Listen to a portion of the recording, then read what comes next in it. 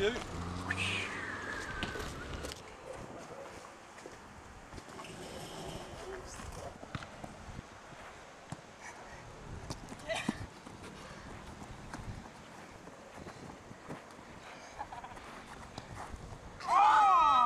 Άντε μουλή!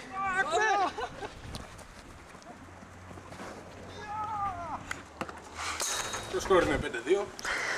Νικάνε οι Νορβηγοί, οι Έλληνες χάνουν. Είχαμε και έναν δραματισμό.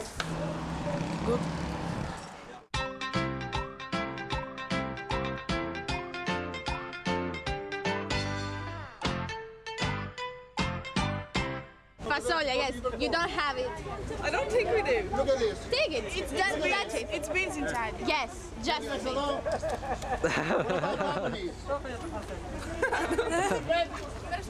Do we have to pay for this? Don't need it. Pizza or more?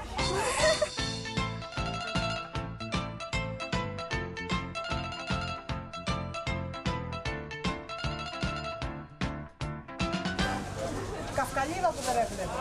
Hello, my friend. Very good, very nice. Los Angeles. Onion. LA. How do you say honey in Greek? Meli.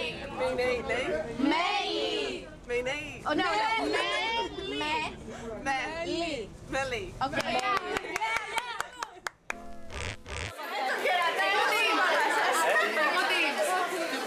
Είσαι όμορφη. Κορίτσια στο πύργος, όμορφη. Everybody. Αγαπάμε Ελλάδα. Τι θα κάνεις στις 21 Δεκεμβρίου? Ό,τι κάνω κάθε μέρα. Θα μαζεύουμε ελιές. Κλασικά για καφέ. Θα πάω στα μπουζούκια. Θα ρίχνω ελιές. Παρασκευή. Για καφέ θα είμαι. I think I'll make a cup of tea and just sit around the house. Δηλαδή θα πάρω τη βλάχα και θα πάω να μαζέψουμε χόρτα να πάμε το Σαββάτο στη Λαϊκή. Δεν σας έχουν ενημερώσει ότι είναι η καταστροφή του κόσμου? Στροφή του κόσμου στις 21. Μήπως δεν μας δώσουν το δάνειο. I think I have an excellent for school. Και αν καταστραφεί καλύτερα, θα είμαστε έξω να περάσουμε καλά. Θα είμαστε μαζί. If it's the end of the world, it will be my last exam, so I should. Δεν θα τελειώσω και δεν θα καταστραφεί ο κόσμος. Είστε φίλοι? Ναι. Οπότε θα πεθάνετε μαζί. I'm going to party all day long till I die. 21 Δεκεμβρίου. Τι μέρα είναι αυτή? 21 Δεκεμβρίου, στην τέλεια του κόσμου. Χθες είναι... Θα πεθάνω. Στην τελεία θα πεθάνουμε όλοι.